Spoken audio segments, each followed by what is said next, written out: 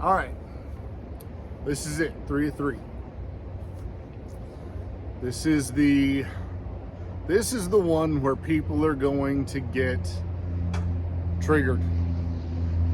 This is going to be the slavery video that really kind of is going to feel the most like what people really think about slavery when they hear about it, when they hear the word.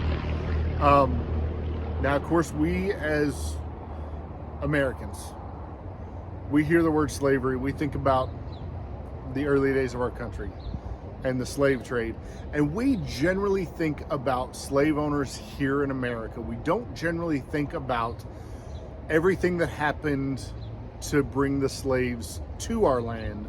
We just tend to think about people own slaves here in America. That's where we start, and we get angry, and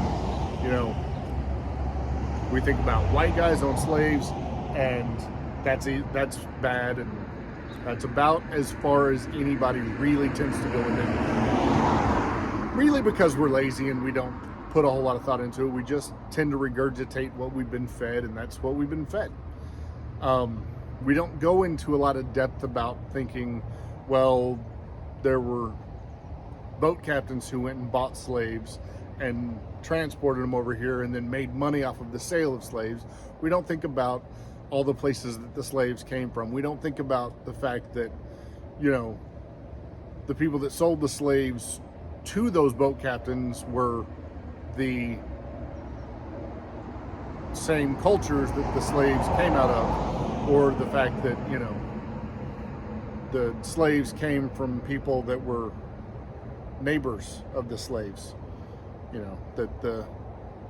that other African tribes sold the African slaves to the slave traders, or other Irish clansmen sold the Irish from other clans to the slave traders, or other Chinese clans, or I don't know what Chinese call their family groups, but other Chinese people sold their enemy to the slave traders to bring them over here so that they could free up the lands near them, because that's the best way to get rid of your enemy, is to send them to an entirely different land where they can't come back, right?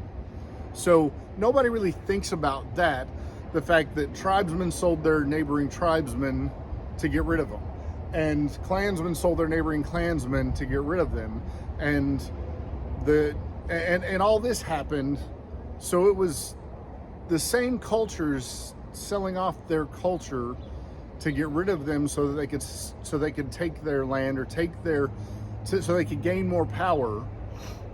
We don't go that far and think about it. What we really think about is the simplest, easiest, most triggering thing, and that is the last step in the puzzle. Well, somebody owns somebody, and that makes me angry, and blah. And that's kind of what we think about also when we hear somebody talking about, well, God condones slavery. Yes, if you look into Leviticus 25, starting around verse 44, you see where God says, you can get slaves from neighboring countries, and you can bring them in, and you can keep those slaves forever. You can pass those slaves to your children and your children's children, and they will be yours forever. There was no 6 years and then in the 7th year of Jubilee they set them free. There was no end to the slavery. There was none of that. God said, bring them in, and they're yours. And there's no context to suggest why he said that or what his reasoning was. Now, we do have some context to suggest that there may have been some reasoning, but it doesn't specifically say. Now, it may be that, as I just suggested, maybe God realized that there are going to be people over in those other countries that are going to sell off their enemies, and it's going to happen no matter what. So get them and buy them and bring them in here, because I'm going to make some rules that mean you're going to treat slaves different than the other countries are. So you're free to buy them and bring them in here, but you're going to treat them the way I tell you to treat them. And there are rules. And if you go look at it, we're going to get into a video about that too at some point. So that's going to be part of the series. But maybe that's the reason. Maybe God said, go buy slaves from foreign countries, bring them in here, but you're going to follow rules that are different from the rest of the world. So your slaves are going to be treated differently. Maybe God said, go get slaves from other countries and bring them in here because you are a people of me. And by bringing slaves in here, that's going to introduce more people to me that don't know me and wouldn't know me otherwise. See, something else that you need to know about Israel is Israel was God's people, but their purpose was to be a priesthood to the rest of the world. But they missed that. They missed that mark. See, they didn't get that.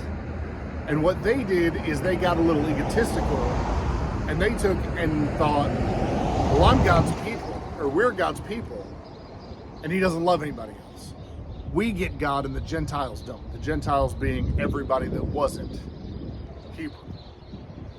And so they got this idea that we get God and no one else gets God. And that's kind of how it went. And if you look at the New Testament and you look at the Pharisees and all that Jesus talked to in the New Testament, that was their attitude.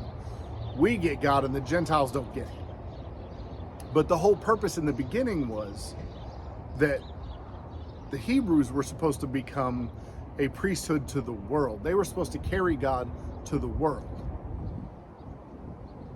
So I believe God's purpose might have been, yes, you can get slaves from other nations and other people groups and bring them here because, one, I am going to tell you in the law that you're going to treat them differently. You're going to treat them better than the rest of the world is going to treat their slaves.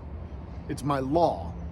And two, by being here, they're going to hear about me. They're going to see things about me. They're going to be introduced to me. And then my glory is going to get back to the rest of the world through them because you're not doing your job. And the reason I believe that is because if you look into the history of Israel beyond this, what ends up happening later on is then Israel ends up falling into slavery itself. Israel becomes conquered. They end up being occupied in their own homeland. They end up being carried off into other lands and taken into captivity that way.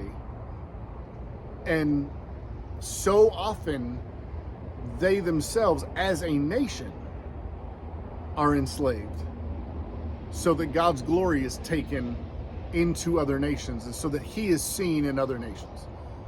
Not because God wanted to make them slaves, not because God likes slavery or because he endorses the idea of slavery or the idea of owning people, but because he is going to spread his name and his glory throughout the world. And because he realizes that we live in a fallen world. People are gonna do what people are gonna do. And I'm gonna use it. I'm going to use it to my benefit and to your benefit and to spread the glory of God throughout the world. And he may not like slavery. He may not like the idea, but if he can use it to make a better situation for some of those slaves, why not? Why not take some of those who are going to be sold into slavery anyway and say, bring them here, treat them better, because if they get sold off somewhere else, they're not going to get them. That's what I feel was the purpose of that. It's not written in the book. There's nothing in there to say it's true. There's nothing in there to say it's false either, though. There is rules about how Israel was to treat their slaves that does suggest that that is exactly what the reasoning was. And we'll get into that in another. This is 3 of 3. I'm going to leave you alone. Let you digest what I've given you this week. Please look for all 3 of them. Please like them, share them, and help me to get this message going. Not just this one, but all of them. Let's get the gospel out there. Appreciate you guys. We'll talk to you next time.